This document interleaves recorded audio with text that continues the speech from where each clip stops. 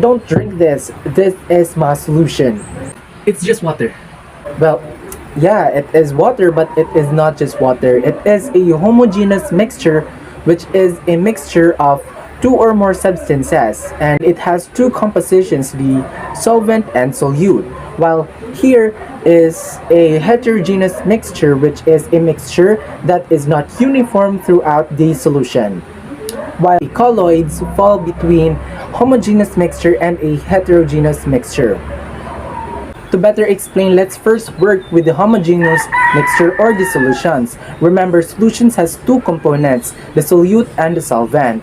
Solute is the substance that it is dissolved in a solvent, while solvent is the substance where solute dissolves. So let's have this sugar as our solute and this water as our solvent.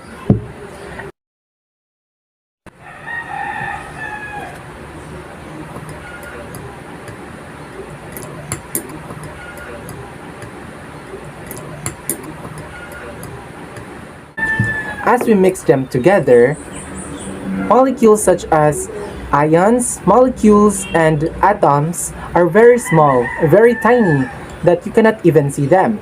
And they spread out evenly and remains suspended or scattered around the mixture. And here, it looks like it is just one substance.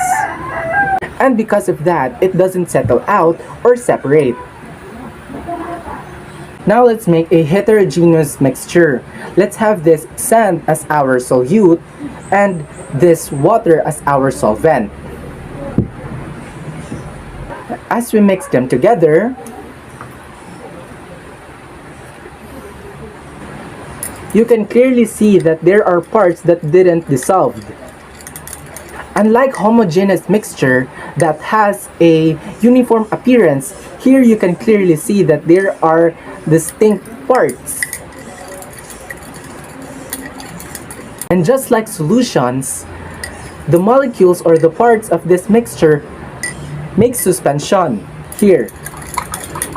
That is the suspension. However, the difference is that in heterogeneous mixture, these molecules or these parts settles out or separates from the liquid mixture.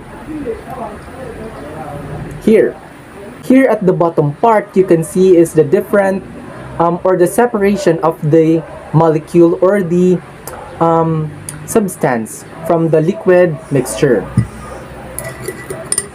Now on colloids, we'll have this spray. So why does colloids fall between homogeneous and heterogeneous mixtures? Just like homogeneous mixtures, the particles or the molecules of the spray stays suspended or scattered in the air, while same like heterogeneous, its molecules and particles is quite big enough to be seen by our eyes, but it is not that big for it to settle out. Another example is water in air. Air is an example of homogeneous mixture of gases, wherein it is composed of mostly nitrogen and oxygen, while it has also a water molecule in it. These molecules are very tiny that you cannot even see them, and as if it is invisible. These molecules or particles floats and spreads around but does not settle out. While when we got so much water in the sky or in the clouds, we got rain. So as this water droplets is way bigger than a homogeneous particle or molecule, it settles down or it settles out. And this is how molecules in heterogeneous mixture settles down. Now back on the water in air, when there's enough water, we create droplets. Though this droplets is way more bigger than a molecule, it is way too small for it to settle down, but it is big enough for us to see them, or it is being visible. And with that, we'll get fog, which is a colloid. The differences of the three of them is that homogeneous mixture has molecules, has very tiny molecules that you cannot even see them, and its particles spreads out or remains suspended, and it does not settle down or settle out or even separate. While on the other hand, heterogeneous mixture, the molecules in it is way more bigger than molecules in homogeneous mixture, and because of that it is visible, as you can see. However, it does not remain suspended, and the molecules settles down as time passes. While colloids, as I said earlier, falls between homogeneous mixture and heterogeneous mixture, where its molecules are way more bigger than the molecules on homogeneous mixture, so it is visible. However, its particles or molecules remains suspended and does not settle down. Now let's focus on solutions. Remember, solutions has two components, the solvent and the solute, wherein solute is the substance that is being dissolved in a solvent and it comes in a few amount, while solvent is the substance where solute is being dissolved and it comes in a larger amount. So to know the differences of the three of them, we should first identify the three states of matter, which is the solid, liquid, and gas. So let's first have solid to liquid. So let's have powder juice as our solute and water as our solvent. As just the same with this solution, the powder juice and the water creates a very uniform appearance as if it is just one substance. And the particles and the molecules spreads out or suspends evenly and it does not settle out.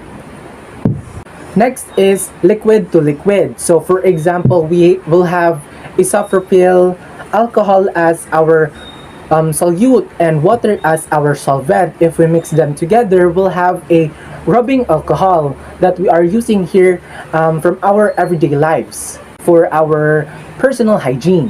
What if we mix gas to a liquid? So let's say we have carbon dioxide as our solute and water as our solvent. If we mix them together, we'll have a solution called seltzer, or also known as carbonated water. So, as you have noticed, all of our solutions is in water or liquid state. So that is what we call liquid solutions. That is one of the types of solution. Now, as you have noticed also, these solutions, they used water as their solvent. So the first example from solid to liquid, liquid to liquid, and gas to liquid, all of their solvents uses water. So that is what we call aqueous solution. Now that is our liquid solutions. Let's move on to gas state solutions. The most common gas state solution is the air that we breathe now. So it contains 78% of nitrogen, 21% of oxygen, and 1% of carbon dioxide and other gases. Now on solid, let's say we have two different metals. We can mix them by heating them up and melting them. And as they cools down, it creates one solid solution, an alloy. It's like if we mix copper and tin, we'll have bronze. The two metals blended evenly and uniformly, and it appears like it is just one metal. Now there you have it. Solutions. Well, yeah, it's kind of interesting. Oh really? Would you like to listen to my other colleagues about solutions? Well, yeah, that's a great idea. Could I just leave AJ here for a while? I have something to finish on my desk. He just wants to know more about solutions.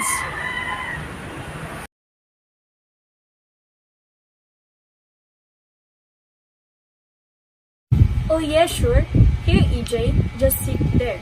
Do you wanna know what is solubility? Well, it is the amount of solute in grams dissolved in 100 grams solvent to prepare a saturated solution at a given temperature is solubility. So this is a 100 grams of water.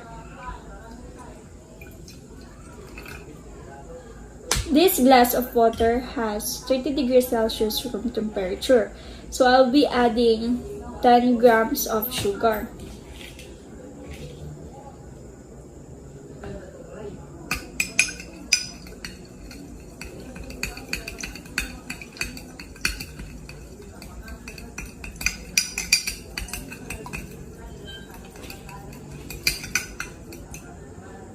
As what you can see, the sugar was easily dissolved.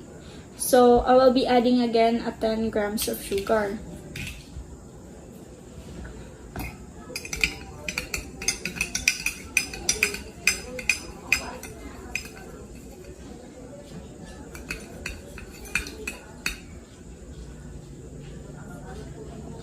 And a 10 grams of sugar with 100 grams of water.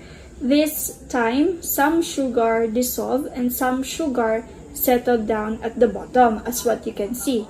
So this means we have prepared a saturated solution of sugar and water in 30 degrees Celsius room temperature. Therefore, a 20 grams of sugar and 100 grams of water is saturated solution. So saturated solution means 100 grams of water can only dissolve 20 grams of sugar in 30 degrees Celsius room temperature. The extra sugar there would be settled down on the bottom. So the solubility of sugar is 20 grams and 100 grams water in 30 degrees Celsius room temperature. So now, how we can calculate the solubility of the solution?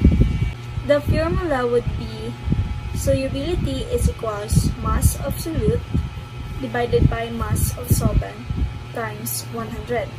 Solute is equals to 20 grams of sugar while solvent is equals to 100 grams of water. Therefore, solubility is equals 20 grams divided by 100 grams times 100.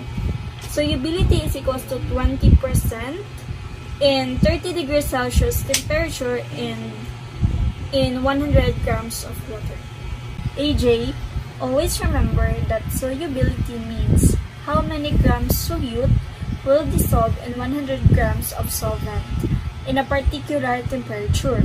So, solubility depends upon three factors. Number 1 is the nature of solute and solvent. Number 2 is pressure. And lastly is temperature. Solubility of salt in 30 degrees Celsius of water is high than solubility of sugar. It is because molecules are similar.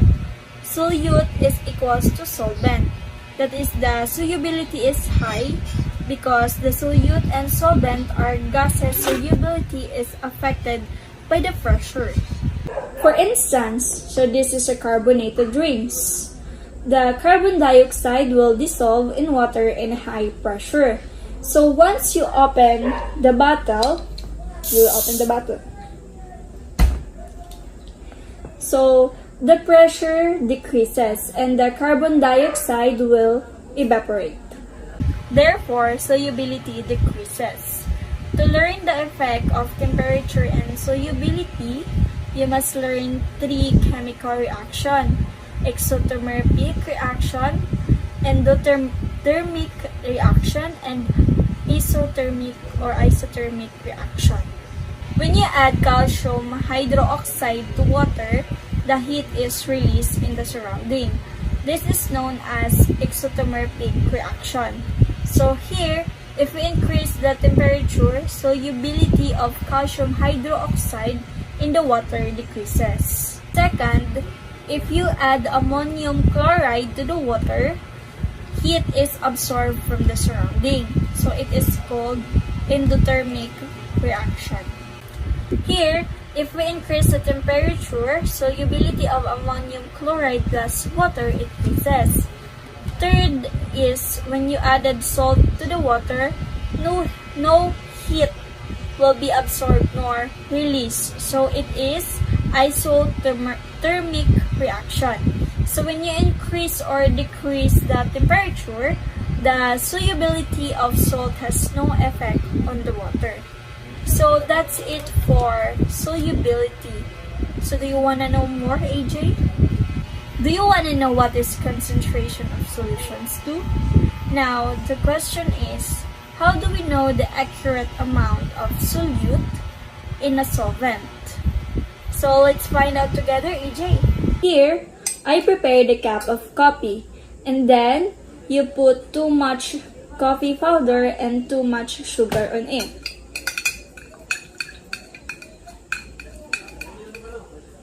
What do you think will happen to the color, smell, and the taste of the coffee? Of course, the color of the coffee will be too dark. The smell will be too strong and the taste will be too sweet.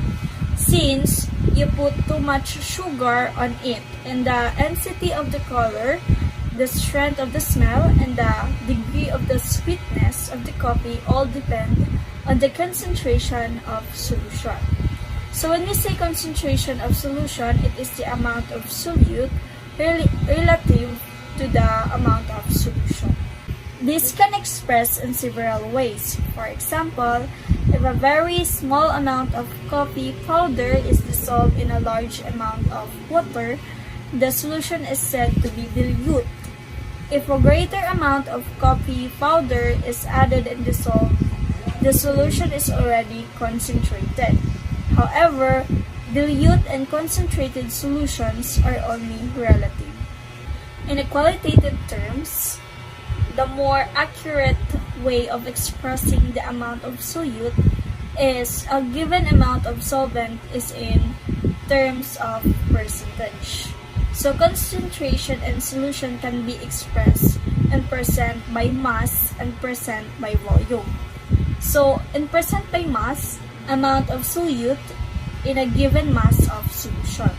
On the other hand, percent by volume is the amount of solute in a given volume of solution. Both are ratio of the amount of solute to the amount of solution because percent means parts per 100. Mathematically, we can express this as percent by mass is equals mass solute over mass solution times 100. So why do we need to multiply this to 100? Because, again, percent means parts per 100. And percent by volume is equals volume solute over volume solution times 100. So this can be also understood in this illustration. A 2 mass of solute plus 98 mass of solvent is equals to 100 mass of solution. So the amount of solute in this example, 2 mass in a total of 100 mass of solution. So therefore, the concentration of solution is 2%. Thus, in every 100% mass of solution, there is 2 mass of solute. Or in 100% solution, there is 2% solute. Same is true the percent by volume. A 2 volume of solute plus 98 volume of solvent is equals to 100 volume of solution. So the amount of solute in this example is 2 in a total of 100. Therefore, the concentration of solutions is 2%. Thus, in every 100 volume of solution, there is 2 volume of solute. Or in 100% solution, there is 2% solute. And that would be all. EJ, you can go to the next door if you want to know more. Just look for Mr. DeBesi.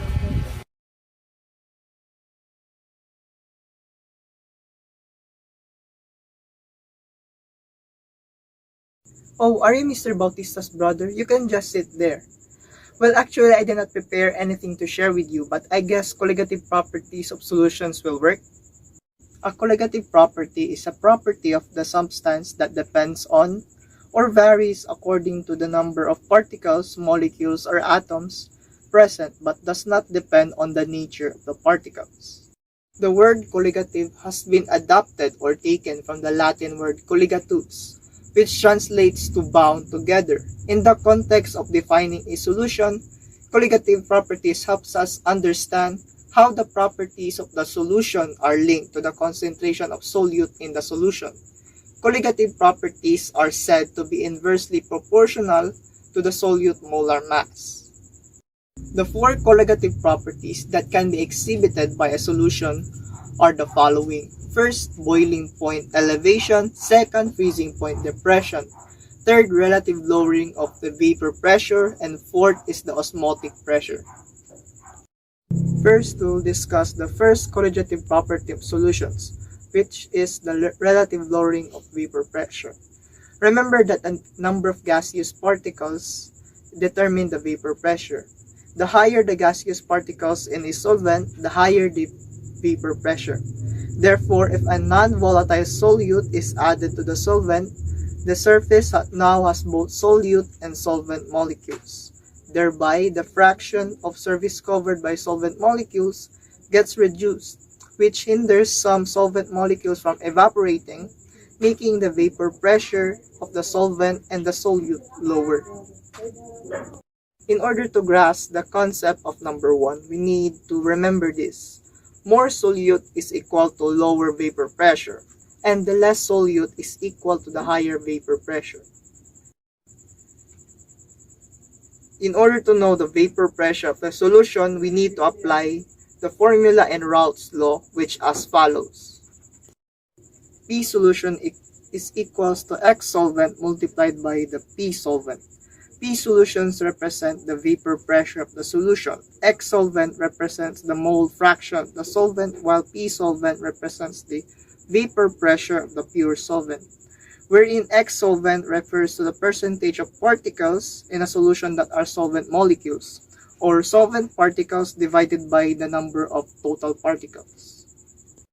Since we are lacking on time as of today, let me just show you an actual sample problem here. Number 2, we have the boiling point elevation. The boiling point of a liquid is the temperature at which the vapor pressure is equal to the atmospheric pressure. When the solution is raised to the temperature at which the solvent should boil. If the solution has a solute in it, the boiling point of the substance will elevate due to presence of solute particles blocking the solvent to evaporate, which shares the same concept as lowering of vapor pressure. Just remember that in boiling point elevation, the more solute a solvent has, the higher the boiling temperature, and the less solute is equal to the lower boiling temperature. In order to solve the change in boiling point, we need to multiply the molality of the solution by Kb, which is a constant to the solvent, and the Van Hoff factor. So in order for the formula that I given earlier to work, we need to solve for the molality of the solvent first. So in order to solve for the molality, we need to divide the moles of the solute to the kilogram of the solvent. So what is the Van Hoff factor? Van Hoff factor is represented by the lowercase I, the extent of dissociation or association of the solute in a solution can be expressed by a factor that is called Van Hoff. So lastly, remember that we need to add the change in boiling point to 100 degrees Celsius in order for us to find the real boiling temperature of the solution. Next, we have the third colligative property of solutions, which is the freezing point depression. The freezing point of a substance is defined as the temperature at which the vapor pressure of its liquid is equal to the vapor of the corresponding solid. For a liquid to freeze, it has to form a lattice, but the solute in the solvent interferes with this process. Therefore, the system will have to reach an even lower temperature to freeze. In order to grasp the concept of the third colligative property, just remember that the more solute a solvent has, the lower the freezing point, while the less solute the solvent has, the higher the freezing point. So in order to solve the change in freezing point, we need to multiply the molality of the solution by a constant which is Kf and the Van Hoff factor. You might be wondering where can we find these constants, which is Kf and Kb. These constants can be found in the internet and in textbooks. Again, let me show you a sample problem which can be found here. Next, we have the fourth colligative property of solutions, which is the osmotic pressure. The semi-permeable membrane allows only solvent molecules to pass through it, but prevents the passage of bigger molecules like solute. This phenomenon of the spontaneous flow of solvent molecules to a semi-permeable membrane from a pure solvent to a solution or from a dilute to a concentrated solution is called osmosis. The flow of the solvent molecules to the semi-permeable membrane can be stopped if some extra pressure is applied from the solution side. This pressure that just stops the flow of the solvent is called osmotic pressure of the solution. Osmotic pressure is a colligative property as it depends on the number of solute present and not on the nature of the solute. Experimentally, it was proved that osmotic pressure is directly proportional to molarity and temperature. To solve for the osmotic pressure, we need to apply this formula here, wherein M is the molarity of the solution, R is the gas constant, T is the Kelvin temperature, and I is the Van Hoff factor. Here's an actual example of a problem. Oh, Mrs. Fong, I would like you to meet Mr. Bautista's brother, AJ. We were talking about the colligative properties of solutions since he's kind of interested about these. Could you bring him to your room and share as well as your thoughts?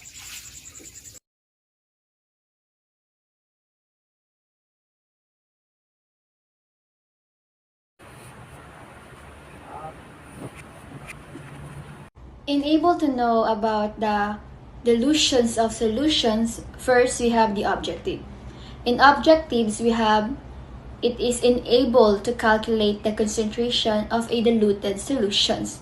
And also we have the K points. In K points, we have a solution's concentration is expressed in terms of mass percent, mole fractions, molarity, molality, and normality. When calculating dilutions factors, it is important that the units of volume and concentration remain consistent. In dilutions, calculations can be performed using the formula of M1 and V1 equals M2 and V2. On the other hand, in terms, dilutions of solution that has had additional solvents such as water added to make it less concentrated. Dilutions is the process of lowering the concentrations of a solute and a solutions by simply adding more solvent to the solutions such as water. Diluting a solution entails adding more solvent without adding more solute. Taking a higher concentration solutions and adding water until the required concentration is reached is a popular way of creating a solution of a specific concentration. Dilutions is the terms for this procedure. Dilution can also be accomplished by mixing a higher concentration solutions with a lower concentrations solutions, because stack solutions are frequently acquired and stored in a highly concentrated quantities. Diluting solutions is a required operations in the laboratory. Solutions can be diluted in a series called a serial dilutions. In this method, one concentrated solution is diluted to make a dilute solutions, which is then diluted to make a more dilute solutions. This can be continued in a series. This can help scientists assess the concentration of solute in the solution when it is too concentrated to begin with, such as during the culture of bacterial samples in a biomedical laboratory. Well, we know that solutions is made of two components, such as solute and solvent. For example, when you dissolve sugar in the water, you get a sugar solution. Here in the solution, sugar is solutes and water is solvent. So listen carefully. A solution which contains small amount of solutes dissolved in the solvent is called dilute solution. If I ask you, Mr. AJ, why it is dilute solutions? Your answer will be, it is because the amount of concentrations of sugar is small and the amount of concentrations of water is large. Now, what are some examples of dilute solutions? Well, the best examples of dilute solution is the vinegar that we use at our home. We know that vinegar is made of acetic acid and water. Acetic acid is dangerous in itself. We cannot use it directly. So to reduce its effect, we dissolve small amount of acetic acid in large amount of water in order to make it a dilute solutions commonly known as a vinegar. Secondly is the seawater. Seawater is an example of dilute solution because it contains small amount of salt as a solute and large amount of water as a solvent. There are two ways of preparing dilute solutions. First is by adding solvent and keeping the amount of solute the same. For example, you have a solutions of water and sugar.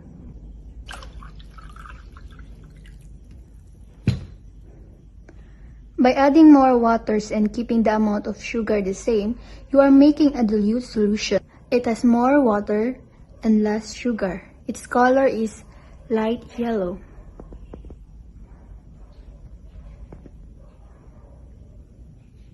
The second way of preparing a dilute solution is by reducing the amount of solute and keeping the amount of solvent the same. For example, the actual volume of water is 1 cup of this glass and the actual amount of sugar is 1 full of this small cup. If you want to make a dilute solution, you will reduce the amount of sugar and keep the amount of water the same. Instead of having more sugar,